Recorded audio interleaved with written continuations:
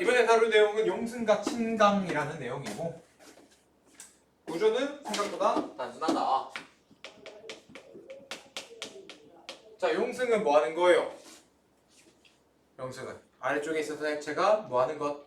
올라오는 것을 얘기를 해야 되고요. 그 다음 위쪽에 있었던 물은 내려가는 걸 우리가 침강입니다 라고 얘기를 해야겠다. 그죠? 자, 그런데 기본적인 이제 용승과 침강을 하기에 앞서서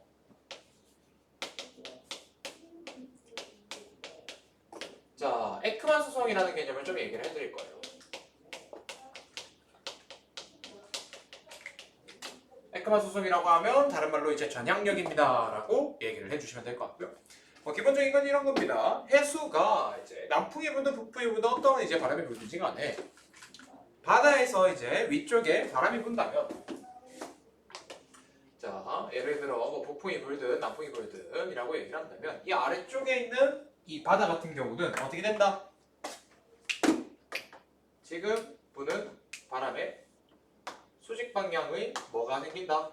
해수의 흐름이 생기더라 라고 얘기를 하는 게 우리가 얘기하는 에크만 수성이죠 라고 얘기를 하는 건데 이건 평균적인 방향을 얘기하는 거죠. 평균. 자, 해수의 평균 방향을 얘기하는 것이고 실질적으로 어떻게 되느냐? 표면에서는 풍량의 오른쪽 시계 방향 45도가 이제 해수의 표층에서의 이제 움직임이고요. 표층. 평균 같은 경우는 우리가 얘기하는 이제 수직 바람의 이제 수직 90도 각도로 나타나고 있는 게 우리가 얘기하는 평균 해수의 흐름입니다라고 보시면 될 것 같고요. 깊어지면 깊어질수록 시계 방향으로 아마 해수가 흐를 것이고 그리고 깊어지면 깊어질수록 유속은 점점 느려집니다라고 얘기를 하는 게 에크만 수성입니다. 원인은 뭐 때문이에요? 왜 생깁니까? 라고 하면 전향력이죠. 자, 이유는 전향력으로 해석을 해주시면 될 것 같고요.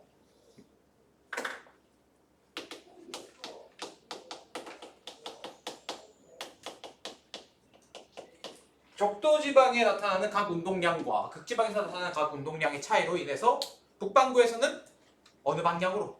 시계 방향으로 힘을 받습니다 라고 얘기를 하는 게 우리가 얘기하는 전향력이고 그게 물에서 나타나면 에크만 수성이다 라고 할 거고요. 남반구는 이거의 반대죠 라고 얘기를 하시면 됩니다. 그래서 요것 때문에 이제 뭐가 일어날 수 있느냐? 용승과 침강이 일어날 수 있더라고. 왜? 첫 번째 용승에 대한 얘기를 좀 해보자면 해안가예요. 해안가. 용승의 종류도 뭐 여러 가지가 있긴 하겠지만 첫 번째 해안 지역에서는 예를 들어 이제 땅이 있습니다 라고 얘기를 할 때요.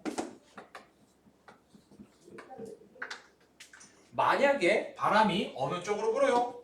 위쪽으로 붑니다 라고 한번 해보자. 자, 풍량을 노란색으로 한번 표현을 해볼게요. 자, 만약에 바람이 바다에서 오른쪽 위로 만약에 붑니다 라고 얘기를 하게 되면 물이 어떻게 되겠어요? 평균적으로 오른쪽으로 빠질 거 아니야.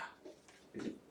그러면 깊이에 대한 얘기를 좀 해보자면 아마 물이 오른쪽으로 빠지는 만큼 지금 노란색 위치에 있는 물은 부족해질 거란 말이야. 그럼 어떻게 되느냐? 아래쪽에서 뭐 해요? 올라오더라 이거지. 용승이 일어납니다 라고 얘기를 해버리는 거죠. 그래서 부족한 물이 아래쪽에서 올라오고 있습니다 라는 용승이 나타날 수가 있을 거고요.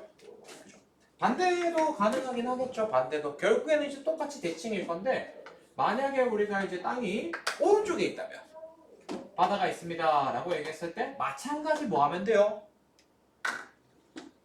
바람이 이번에는 남쪽으로 아래쪽으로 흐르는 이제 바람이 불게 된다면 해수는 어떻게 된다? 또 빠져나갈 거 아니야 라고 얘기를 하시면 됩니다. 단 둘 다 조건은 이제 어떤 거예요? 북반구 기준. 남반구가 되면 완전히 반대가 되기 때문에 반대로 해석을 해주시면 될 것 같고요. 이렇게 물이 빠져나가게 되면 역시나 마찬가지 아래쪽에서 물이 이렇게 치고 올라오게 됩니다 라고 보시면 될 것 같습니다. 자, 그런데 하나 알아두셔야 되는 건 이렇게 아래쪽에서 찬물이 올라오게 되면 어떻게 돼요? 심해 깊은 곳에 있는 찬물이 올라오게 되겠다, 그죠? 근데 심해 깊은 곳에 있는 찬물 같은 경우도 뭘 많이 포함하고 있어요? 지난 시간에 얘기했던 거 난류와 한류에서의 특징 영양염류가 많습니까? 적습니까? 깊을수록 많다, 그지? 그럼 영양염류가 올라오게 되겠는데 좋은 어장이 만들어질 가능성이 좀 있다 라는 것도 참고해 주시면 좋습니다. 자, 해서 지금 얘기하는 것처럼 이제 용승에 대한 이야기를 해안 지역에서 나타나는 이제 연안이라고 봐야겠죠. 육지와 바다를 연결하고 있는 곳이기 때문에 연안 지역에서의 용승 얘기할 수가 있겠고요. 자, 그 다음에 용승이 또 있습니다. 자, 용승이 또 뭐 있냐면 북반구 기준으로 얘기를 할게요. 저기압이 만약에 발달해요. 저기압이 발달하게 되면 어떻게 되죠? 아마 해안지 이제 바다에서 생기는 저기압 같은 경우 어떻게 되겠어요? 풍량이 어떻게 됩니까? 시계야 반시계야? 저기압은 지표에서 반시계. 쌤은 이렇게 외웠거든요.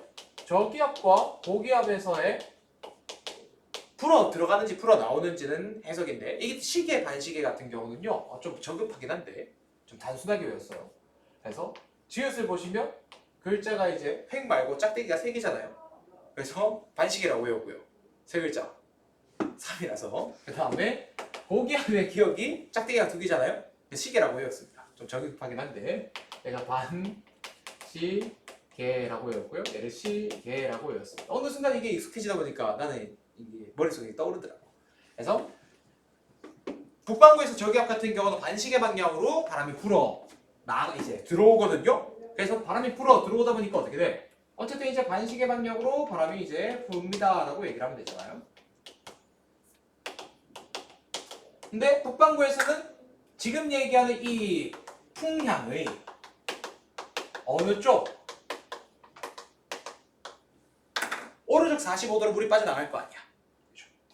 이렇게 물이 빠져나갑니다. 평면은 오른쪽 45도일 것이고 평균적으로는 아예 이제 90도일 거기 때문에 이렇게 빠져나가게 되면 중간에 물이 부족해요? 많아져요? 물이 부족하겠다, 그죠? 그러니까 뭐해? 아래쪽에서 물이 올라오더라 라고 여기서 용승이 일어나야 됩니다 라고 하시면 돼요. 그럼 이제 해수면의 지표의 온도가 낮아집니다 라고 얘기를 하면 되겠죠. 그 다음에 적도 용승도 좀 얘기를 해볼게요. 적도 용승.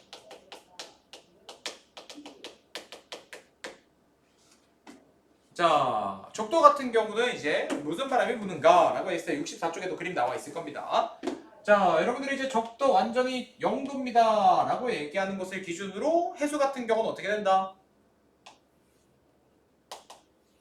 쭉 이동을 하고 있을 거 아니야. 완전히 중심부에 뭐 적도 만류가 있습니다 이런 식으로 얘기를 하긴 하겠지만 일단 기본적으로 북적도 해류와 남적도 해류 같은 경우는 왼쪽으로 지금 서쪽으로 이동할 거란 말이죠. 근데 문제는 이거야.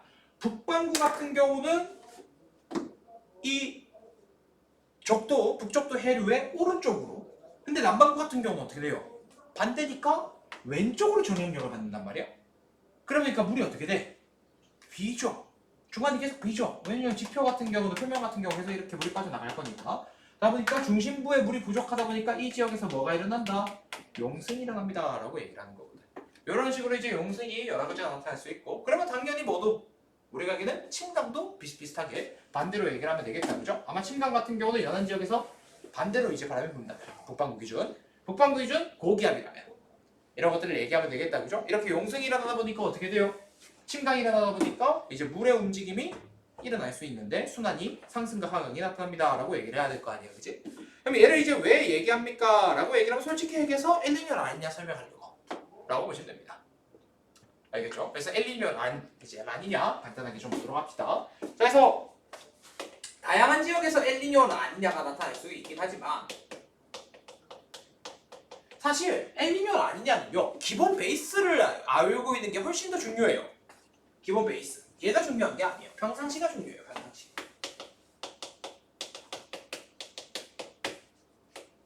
평상시에 대한 이해 능력이 훨씬 더 중요합니다. 거기서 이제 비교 대상을 얘기하는 것이고 여러분들이 알아둬야 되는 건 단순히 이거예요. 엘니뇨는 무역풍이 약해졌고 라니냐는 무역풍이 세진다. 거기서 이제 여러분들이 적용시키는 것을 하나둘씩 연습해서 파악을 하는 거거든. 잘 봐.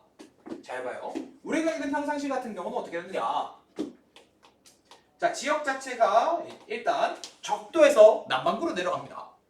적도에서 남반구. 그래서 지역을 볼 것 같으면 왼쪽에 이제 호주하고 필리핀하고 동남아 있는 쪽하고 오른쪽에는 이제 저기 어디니 남미의 이제 페루 쪽 연안을 보시면 될 것 같아요. 안데스 산맥 쪽에 있는 동네라고 보시면 될 것 같고요. 이 사이에 있는 바다를 얘기할 거예요. 그리고 여기가 우리가 알기는 적도입니다. 적도.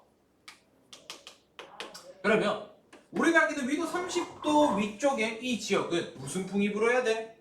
무역풍이 불 것이고 이 무역풍 같은 경우는 우리가 알기는 남동 무역풍입니다. 남동 무역풍.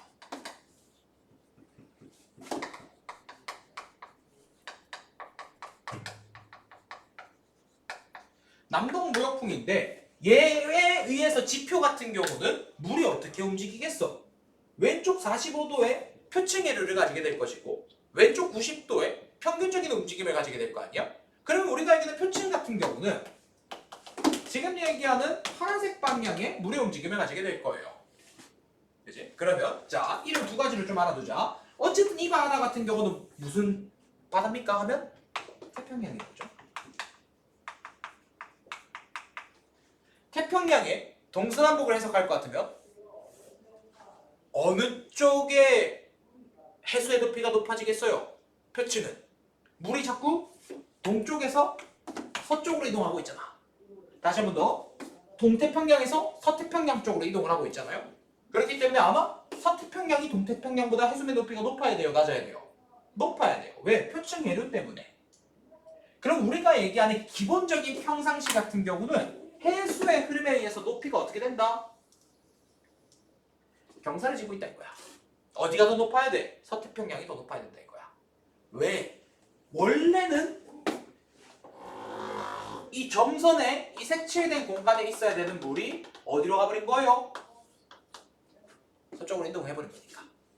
그럼 한번 물어봅시다. 물의 양이 서쪽이 많다 그죠? 그럼 서쪽에서도 물이 침강했어 용승하겠어? 무겁잖아. 내려가야지. 다시 한 번 더. 얘들이 물의 양이 많잖아. 무겁잖아. 침강하는 거예요. 침강. 그 다음에 오른쪽에서 뭐가 올라오겠어요? 찬물이 올라와야죠. 용승이 나타나는 거죠.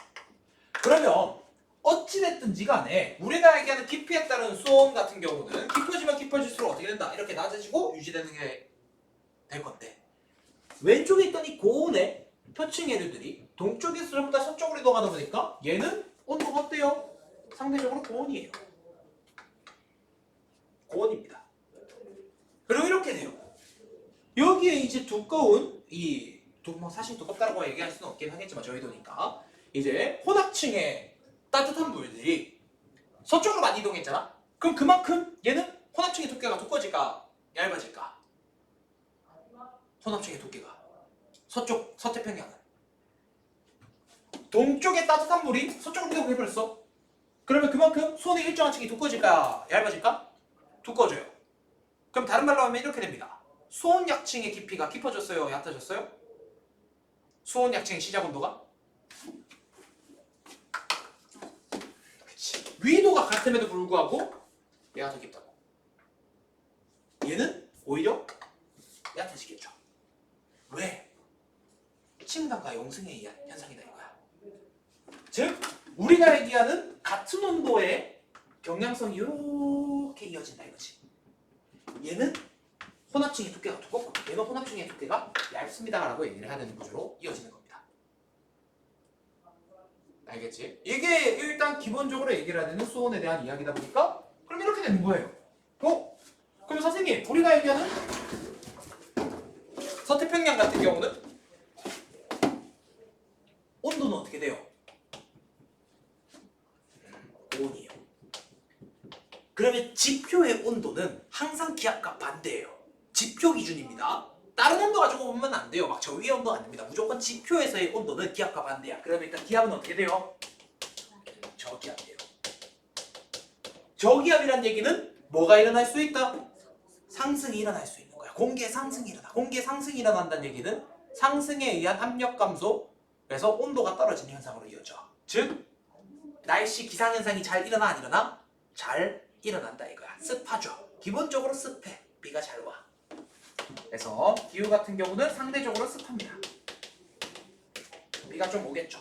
그럼 반대 지역 같은 경우는 어떻게 해서 상대적으로 수온이 저온이야. 수온이 저온이다 보니까 기압은 고기압이 되어버리죠.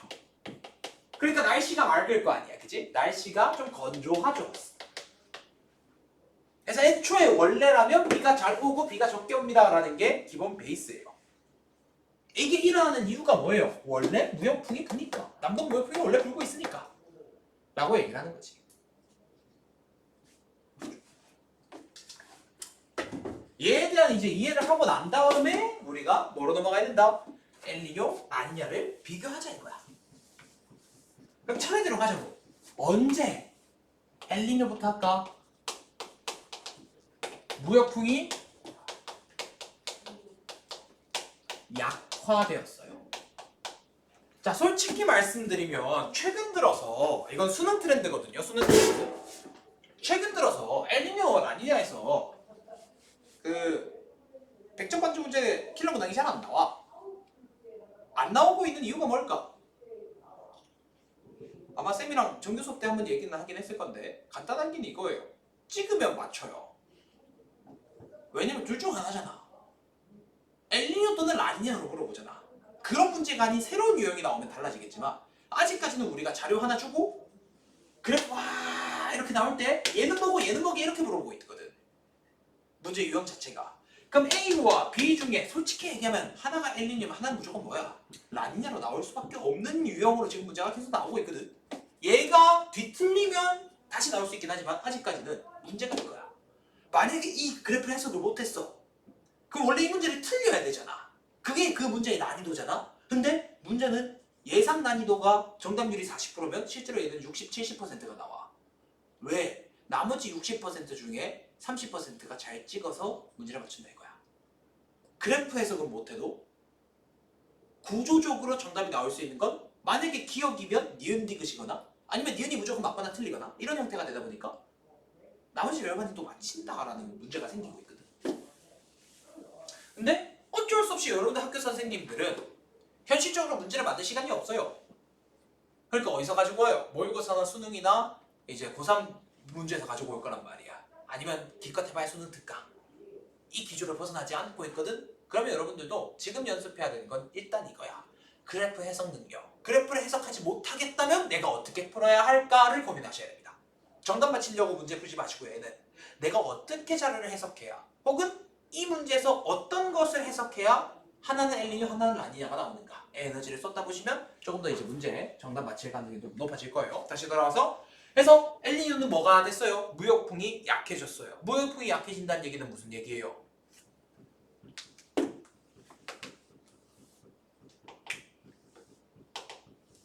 이전만큼 물이 많이 가요 안 가요? 안 가다 보니까 평상시의 기울기를 이렇게 보자고 점선으로 보자고 이것만큼의 기울기가 나타나 안 나타나? 안 나타나요. 완만해졌어요.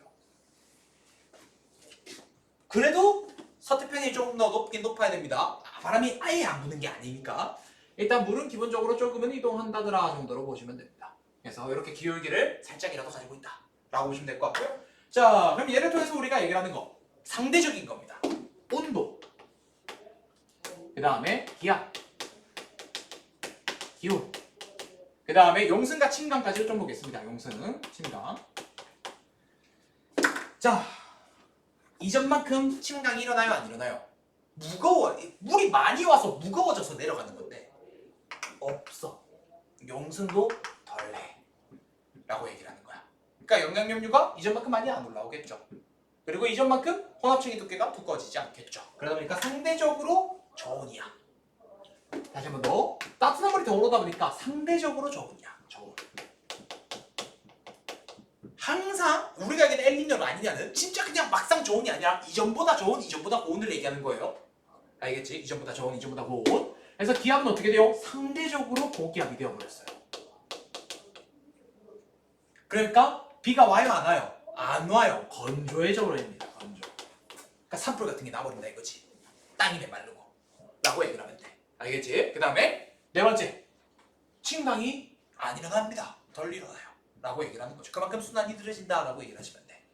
자, 그 다음에 반대로 이제 동태평양, 우리가 얘기하는 자 동안 서안과 동태평양, 서태평양은 서로 반대다. 아시겠지? 왜? 우리가 얘기하는 지금 동태평양, 서태평양은 태평양의 기준으로 4를 그려놓고 동서남북을 이제 해석을 하는 거지만 우리가 얘기하는 동안 서안은 동쪽 해안, 서쪽 해안이다 보니까 이 땅 기준 동해고 남미 땅 기준 서해거든요. 동태평양이 서해예요. 알겠죠? 동태평양은 태평양 기준 동쪽인 것이고 서해는 대륙 기준 서해인 겁니다. 알겠지? 이거 항상 표현 헷갈리지 마시고 잘 푸셔주셔야 되고요. 그래서 다시 한 번 더 말씀드리지만 이 지역 같은 경우는 어떻게 됩니까? 온도는 상대적으로 고온이에요. 왜? 이전보다 따뜻한 물이 덜 갔거든. 이전에 따뜻한 물이 이만큼이나 다 이동했는데 이제는 덜 가잖아. 그 다음에 두 번째, 기압은 상대적으로 저기압이죠. 우와, 그러다 보니까 어떻게 됐어요? 기후가 습해지네. 비가 온다 이거야. 상대적으로. 그래서 습해지죠. 그리고 침강이 용승이 예전보다 좀 덜 일어난다 라고 얘기를 하면 돼. 요게 우리가 얘기는 순환에 대한 해석이 되겠고요. 자, 그 다음에 라니냐도 보겠습니다. 라니냐. 이번에는 무역풍이 뭐 해졌어요? 강해지겠죠. 자, 많이 과하게 그릴 겁니다. 해석하기 위해서. 가보니까 원래 평상시의 기울기가 이 정도의 기울기를 가지고 있었다면 이제 어떻게 되는 거예요? 아니, 허물어지는 거지. 허물어져야지. 그러니까 어떻게 돼? 따뜻물이 너무 많이 갔지? 더 고온이 되어버린 거야. 그러면 더 저기압이 된다 이거야. 평상시보다도 더인 겁니다. 그러니까 어떻게 돼요? 비가 미친 듯이 오겠죠. 너무 더 습한 기후가 나타나게 되고 용승과 침강은 더 강해질 수밖에 없다 라고 얘기를 하는 거고요. 얘도 밑에서 찬물이 많이 올라오겠죠? 라고 얘기를 하시면 됩니다. 그래서 더 저온이고요. 그다음 더 심한 고기압이 될 거고요. 그러니까 더 건조해지죠. 라고 보시면 됩니다. 그래서 순환 같은 경우도 마찬가지야. 순환 같은 경우.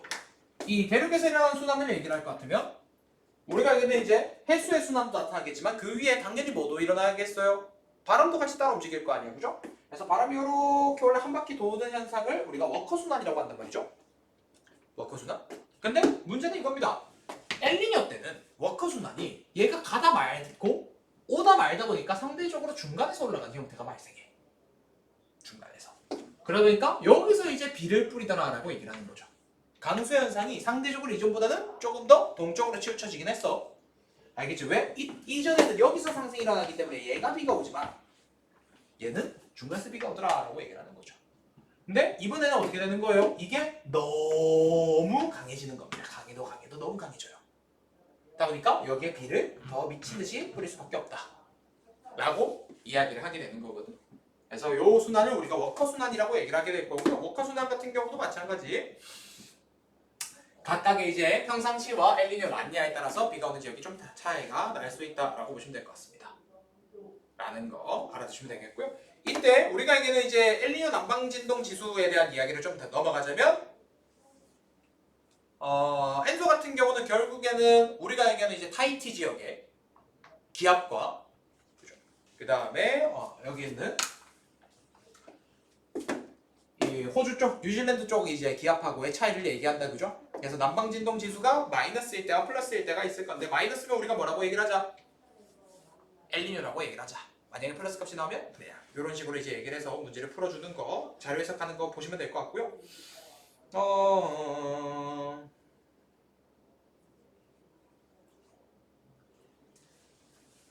그래서 뭐 일반적으로 이렇게 많이 얘기를 하죠. 지리적으로 봤을 때 이 중간에 있는 이 섬이 하나가 있는데 이 섬을 우리가 타히티 섬이라고 얘기를 할 거예요. 그 다음에 여기 이제 호주 쪽에 있는 섬을 우리가 다윈 섬이라고 얘기를 할 거거든. 그래서 다윈 섬의 기압, 해면 기압과 그 다음에 타히티 섬의 해면 기압을 비교해서 이 두 기압 사이에서의 차이를 우리가 남방진동 지수라고 얘기를 하게 될 겁니다. 이거 참고를 좀 해주시면 될 것 같고요. 그래서 엘니뇨와 라니냐 체크를 해주시면 됩니다. 플러스일 때, 마이너스일 때 각각의 값을 보시면 될 것 같고요. 이따가 뭐 뒤에 문제 보시면서 같이 이야기를 하도록 합시다. 요거 말고는 뭐 전반적인 이야기는 디테일한 부분을 체크하는 거기 때문에 나중에 따라보는 걸로 하고 우리 개념 짚어보기 지금 65페이지에 있는 거 좀 빠르게 풀어보고 넘어가도록 하겠습니다. 아이씨 똑바로 앉아봐. 짬 쪼개봐.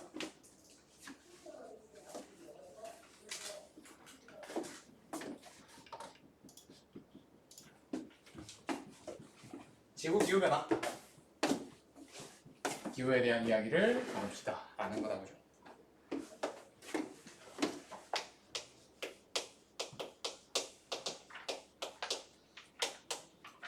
자, 우리가 이제 외적 요인이라고 얘기해서 사실 천문학적인 요인이라고 해서 총 3가지 나온다, 그죠?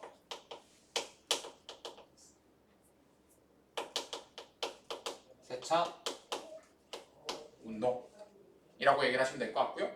지구는 어떤 방향으로 자전을 해요? 시계 반대 방향, 반시계 방향으로 자전을 하고 있다, 그죠? 그 반대 방향의 시계 방향으로 자전축이 회전을 합니다. 라고 얘기를 합니다. 그래서 얘 같은 경우는 자전축의 시계 방향 회전을 얘기를 해주시면 될 것 같고요. 자, 여기 있는 이 시계 방향의 회전 같은 경우는 몇 년 걸립니까, 주기가? 26,000년이 걸린다 라고 얘기를 해주셔야 되고요. 자, 여기서 또 얘기를 할 게 있어요. 자, 그러면 13,000년이 되면, 지금으로부터 13,000년이 지나게 되면 남반구와 북반구의 회전이 지금과는 같습니까, 반대입니까? 반대예요 라고 얘기를 하는 거예요. 다시 한 번 더. 13,000년 뒤 북반구와 남반구의 계절이 서로 반대가 된다 라고 얘기를 해야 되는데, 문제는 이거야. 13,000년 뒤와 현재에 대한 비교를 좀 한다면 현재 북반구와 남반구의 계절에 대한 얘기를 좀 할 수 있어야겠다, 그죠? 현재 같은 경우는 예를 들어 여름과 겨울에 대한 얘기를 하게 되었을 때, 그죠? 여름과 겨울, 어떤 여름이고 어떤 겨울이에요? 북반구는 현재의 여름은 우리는 시원한 여름이야. 우리가 차가운 여름이에요. 다시 한 번 더. 차가운 여름과 그 다음에 따뜻한 겨울입니다. 우리가.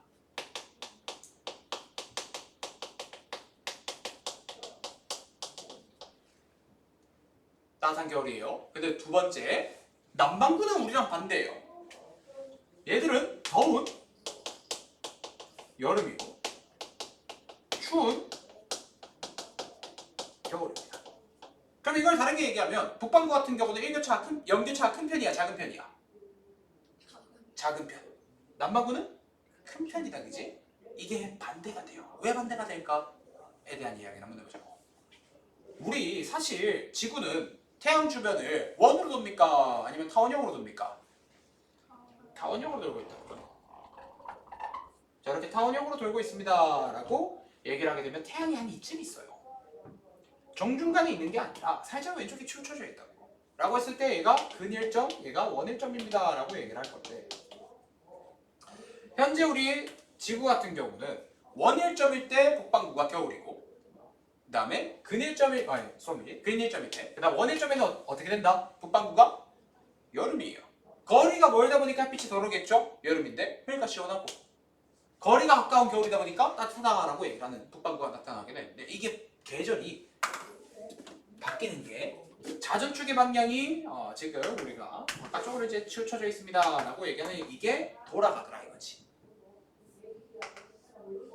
어느 방향으로? 시계 방향으로. 얘가 이렇게 돌아갑니다 라고 얘기를 하는 거죠. 반복해두는데 13,000 이제 26,000원이라고 얘기를 하시면 될 것 같고요. 돌아오는 데까지. 그러니까 이제 북반구 같은 경우는 어떻게 돼요? 13,000년 뒤에는 이 연교차가 어떻게 된다? 커져요 라고 얘기를 하는 것이고,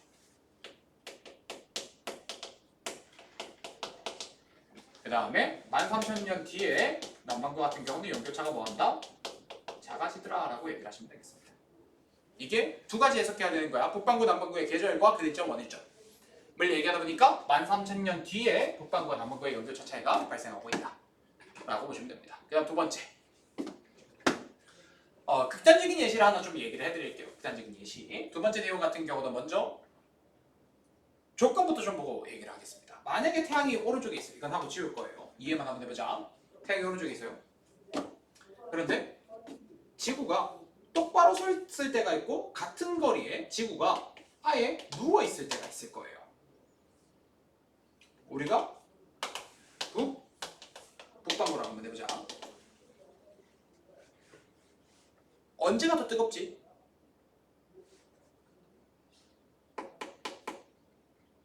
그치? 얘는 계절에 따른 차이가 있을까 없을까? 없어요. 근데 얘는 계절에 따른 차이가 있어요. 왜? 반대로 가면 햇빛을 못 받아요. 가 되어버린단 말이야. 공정제도를 이렇게 그리면 우리가 돌아갔을 때, 지금은 여름이니까 뜨겁겠지만 뭐 밤도 없죠. 근데 겨울이 되면 아예 밤이 되어버리기 때문에 온도가 미친 듯이 떨어질 거라고. 그럼 연결차가 엄청나게 심해지겠다. 그럼 한번 물어보자. 자전축의 기울기가 얘가 0도, 얘가 90도라고 얘기를 했을 때 자전축의 기울기가 누워지면 누워질수록 연결차는 심해질까요? 작아질까? 심해집니다. 커집니다. 이 시스템을 그대로 이제 적용을 시킨 게 두 번째 나오는 뭐다? 이 자전축 기울기의 변화를 얘기하자 이거야. 두 번째.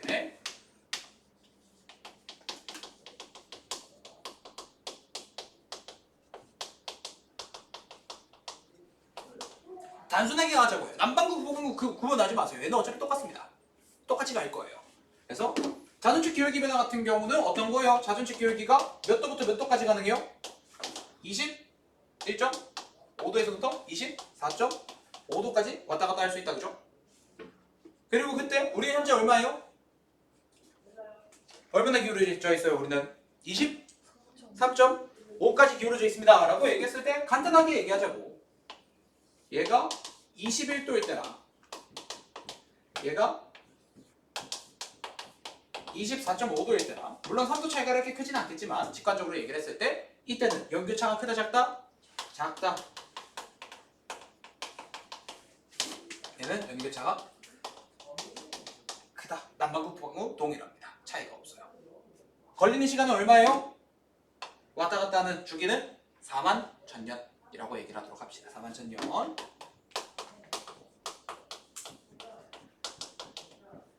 주기라고 얘기를 하시면 될 것 같고요. 마지막 세 번째.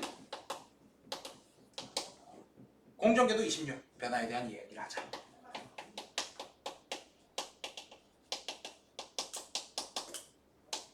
얘는 얼마나 걸려요? 10만 년 걸린다. 그죠? 그래서 공정궤도의 변화를 얘기합니다. 공정궤도. 간단하게 얘기하자면 0이 원이고요. 1이 선입니다.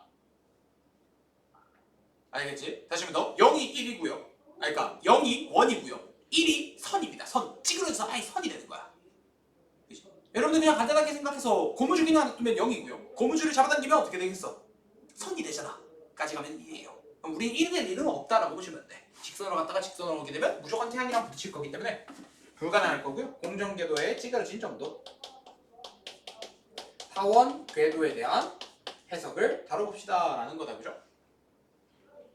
자, 이렇게 됩니다. 공정궤도 20율이 0에 가까울 때 작을수록 근일점과 원일점의 차이가 사라져요. 근일점과 원일점. 둘 다 그냥 같은 거리로 이동하는 것이고 얘가 만약에 커지면요. 근일점은 더 가까워지고 원일점은 더 멀어지는 겁니다. 다시 한 번 더. 작으면 표로 그냥 정리를 해버릴까? 자, 20율에 대한 해석과 우리가 알기는 근일점과 원일점에 대한 얘기를 한번 해볼까요? 그래서 20율 같은 경우는 첫 번째 커질 때가 있을 것이고 작아질 때가 있을 거란 말이야. 만약에 20율이 커졌어요. 근일점은 뭐한다? 더 가까워져요. 원일점은 어떻게 된다? 더 멀어지겠죠. 그럼 더 멀어진다는 얘기는 어떻게 된다는 얘기야? 얘는 저온으로 떨어진다는 얘기야. 온도 하락, 온도 감소. 얘는 더 가까이 왔으니까 온도가 상승. 그럼 얘는 이제 남반구 북반구가 같겠어 다르겠어? 다르지? 왜? 여름인 곳은 더 더워질 것이고 겨울인 곳은 더 따뜻해질 것이고 얘는 겨울인 것은 더 추워질 것이고 여름인 것은 더 이제 좀 시원해지겠죠 라고 얘기를 하는 거죠. 근데 만약에 작아졌어요 라고 얘기를 하면 얘는 다시 조금 더 멀어져요. 원래 자리로 돌아가는 겁니다. 평균거리에서. 얘는 가까워질 거예요. 이기 때문에 더 멀어지는 만큼 어떻게 되겠다? 온도가 떨어질 것이고 얘는 높아집니다 라고 얘기를 합니다. 그리고 여기 이 개념에다가 남반구 북반구를 적용시키는 거야. 남반구가 예를 들어 계절이 겨울일 때 20율이 커지겠대. 다시 한 번 더. 남반구가 원일점에서 겨울인데 20율이 커지겠대. 남반구가 원일점에서 원일점에서 겨울인데 20일이 더 커지면 온도가 더 떨어지겠다, 그지? 더 추운 겨울. 그럼 여름은 당연히 근일점이 될 거니까 더 가까운 여름이 되겠다, 그죠? 그럼 연교차가 커집니다 라고 얘기를 하는 거지. 요 시스템을 이해를 하셔야 되는데 왜 이걸로 설명을 해드리냐면 이런 경우가 있어. 지금의 개념으로 얘기할 것 같으면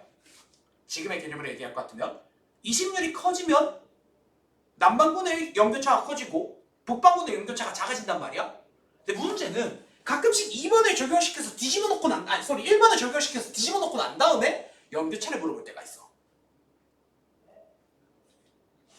그럼 남반구의 연교차가 작아지는데 북반구의 연교차가 커져버린단 말이야. 알겠지? 그러다 보니까 항상 여러분들이 요 개념을 하나하나 따로따로 이제 적용시키는 연습을 좀 해주시는 게 필요할 수밖에 없다. 그리고 이 세 가지를 합치면 우리가 뭐라고 하느냐? 밀라코비치 이론이라고 얘기를 합니다. 실제로 요게 세 개가 복합적으로 우리한테 적용을 영향을 미치고 있습니다 라고 얘기하는 내용이 되는 거죠. 밀라코비치 이론이라고 보시면 될 것 같고요. 이거 말고는 이제 태양 활동에 의해서 기후변화가 나타나는 거. 대표적으로 1600년대쯤에 뭐가 있었다? 소빙하기가 있었다, 그죠? 왜? 흑점이 너무 없더라고. 태양 활동이 너무 둔하더라고. 이런 것들도 우리가 얘기를 할 수가 있겠고, 내적 요인 같은 경우는 다양하죠. 화산 폭발, 그 다음에 대륙의 이동에 의한 수륙 분포 변화, 그 다음 71쪽에 나오는 것처럼 지표면의 상태 변화라고 얘기해서 빙하 면적 감소 또는 산림 면적 감소, 이런 것들을 얘기할 수 있다는 거 참고를 해주시면 되겠고요. 그 다음에 71쪽에 나오는 두 번째 내용, 인위적 요인 같은 경우는 우리가 알기는 인간 활동이나 에어로졸이나 그 다음 온실기체 배출을 얘기할 건데, 보통 온실기체 얘기하자 이거죠. 온실기체. 그래서 온실가스 같은 경우는 누굽니까? 온실가스, 이산화탄소, 메테인, 수증기, 이런 애들이 있다 라고 보시면 됩니다. 사실 양적으로 치면 수증기가 최고입니다. 온실 효과의 절반 정도를 담당하고 있는 게 수증기예요. 근데 수증기는 지구상에 양변화가 있어, 없어? 없어. 온실기체에 양변화가 없어. 메테인은 입자 한 개가 차지하는 이 온실 효과가 굉장히 큰 편이에요. 근데 양변화가 잘 없어. 심지어 오히려 줄고 있죠. 그지? 오히려 줄고 있지. 사실 양쪽 변화가 잘 없어. 왜냐면 우리가 매장되어 있는 걸 다 뽑아 써버리기 때문에 원래 직권에서 대기로 가야 되는데 대기로 가는 애가 거의 없단 말이야. 근데 문제는 이거야. 이산화탄소 같은 경우는 효과가 그렇게 세지도 않아. 근데 양변화가 너무 크게 나타나고 있다는 거죠. 양변화가 너무 크게. 그러다 보니까 온실 효과가 점점 강해집니다 라는 건데, 뭐 기본적인 실수는 하지 맙시다. 온실 효과는, 자 쌤이 지금 얘기부터 얘기하는 거 틀린 거 한번 찾아보세요. 방출되었어야 할 태양 복사 에너지가 다시 지표로 돌아오는 것이다. 어디가 틀렸지?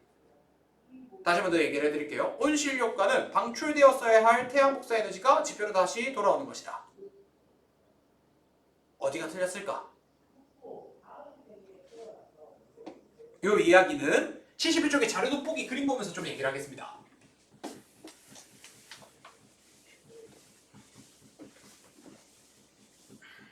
자, 우리가 얘기하는 지구 같은 경우는 두 가지를 얘기할게요. 첫 번째, 전 지구적으로는 들어오는 에너지와 나가는 에너지가 똑같은 복사 평형이 일어나고 있습니다. 그래서 우리 체온이 안 변하는 것처럼 들어오는 만큼 나가고 있어요 라고 얘기를 할 거거든. 간단하게 얘기를 하자면 들어오는 게 누구예요? 태양 복사 에너지.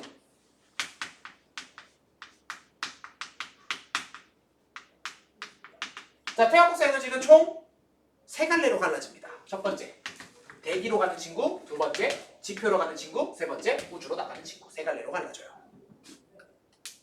다시 한 번 더. 우리가 알기는 지구입니다 라고 했을 때 대기로 가는 친구와 지표로 가는 친구와 다시 우주로 방출되는 친구로 갈라진다 라고 보시면 돼. 알겠지? 물론 여기서 우주로 다시 나가는 친구는 대기에서 나갈 때도 있고 지표에서 나갈 때도 있습니다. 두 가지가 모두 다 존재해요. 점선으로 좀 표기를 할게요. 이렇게 두 가지가 나타날 수 있다 라고 보시면 되겠고요. 두 번째, 지구에서 나가는 지구 복사 에너지 같은 경우는 당연히 어떻게 돼요? 지표에서 나가요. 우주에서 이제 와서 지표로 이제 다시 돌아옵니다. 지표에서 이제 나갔을 때 대기로 나가는 친구들이 있을 거고요. 그 다음에 뭐 바로 나가는 양도 있긴 한데 그렇게 많지는 않습니다. 엄청나게 많지는 않아요. 그리고 이 대부분이 이제 대기로 가긴 할 건데 이 중에 대기에서 다시 우주로 나가는 경우가 있고, 다시 지표로 돌아오는 경우가 있어요. 그리고 이게 대기에서 지표로 돌아오는 게 우리가 알기는 온실 효과입니다. 이 온실 효과 때문에 원래 영하 17도 정도의 대기 온도를 가졌어야 되는 지구가 저 온실 효과 때문에 영상 한 15도 정도의 온도를 가지고 있다고 보시면 돼. 30도 정도로 올려서 우리가 지금 따뜻하게 살 수 있는 거야. 근데 문제는 뭐야? 쌤이 아까 얘기했던 거 뭐가 틀렸지? 라고 했던 거 다시 떠올려보자. 방출되었어야 할 태양 복사 에너지가 지표로 돌아오는 것을 온실 효과라고 한다. 뭐가 틀렸죠? 태양 복사 에너지가 틀렸죠. 온실 효과는 누구예요? 지구 복사 에너지입니다. 다시 한 번 더. 방출되었어야 할 태양 복사 에너지가 지표로 돌아오는 건 말이 틀렸어요. 어디가 틀렸어? 지구 복사 에너지가 다시 돌아오는 걸 얘기하는 거야. 그래서 평균 온도가 올라가는 것을 우리가 뭐라고 하자? 온실 효과입니다. 라고 얘기를 하는 거거든. 라고 보시면 되겠습니다. 근데 우리가 알기는 온실 기체는 문제가 뭐냐면 에너지적으로 봤을 때 자,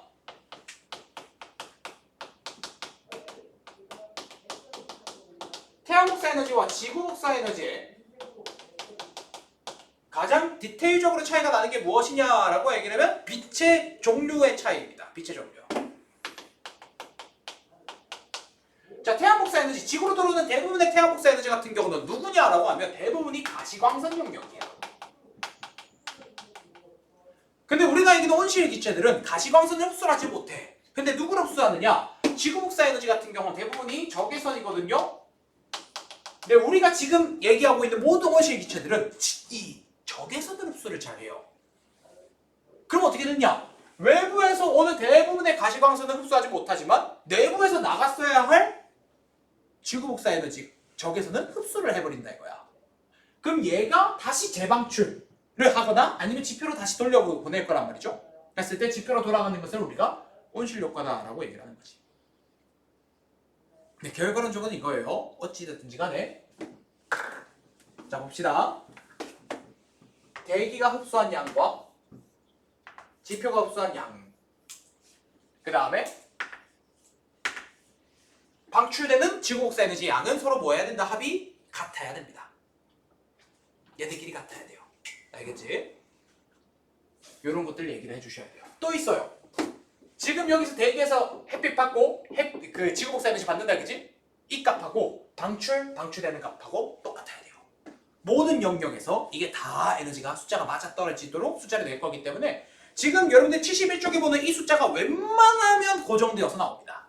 저기서 이제 비껴나가는 일은 거의 없어요. 이게 우리가 하기는 복사수지라는 개념이야. 복사수지. 이렇게 해석을 해주시면 될 것 같습니다. 지구 전체로 봤을 때 흡수량과 방출량이 70, 70인데 대기 같은 경우는 흡수량 154, 방출량도 154. 지표 같은 경우도 흡수량이 133, 방출량이 133. 이게 다 맞아떨어진다더라 라고 보시면 되겠습니다. 알겠지, 지은아? 다시 해서 이게 우리가 알기는 복사수지에 대한 해석이 되겠고요. 이때 대기의 재복사로 인한 지표로 돌아가는 것을 우리가 온실 효과다라고 얘기를 하는 거. 그리고 마지막으로 지구 온난화는 뭐 딱히 다를 건 없겠다, 그죠?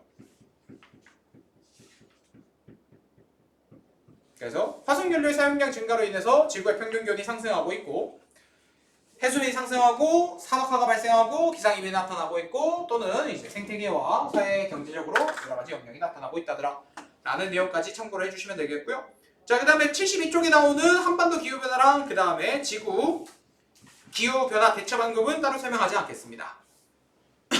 요거는 뭐 학교에서도 거의 다룰 일이 없을 거기 때문에 참고만 해주시고요. 다른 거 말고 72페이지에 나오는 건 두 가지만 좀 체크하자. 이산화탄소 농도 변화랑 그 다음에 계절의 길이 변화만 좀 알아두자. 계절의 길이 변화 좀 나오는 편이기 때문에 여름과 겨울 변화는 나오는 편입니다. 겨울은 점점 짧아지고요. 여름은 길어진다라는 것을 참고해 주시면 됩니다. 알아두시면 되겠고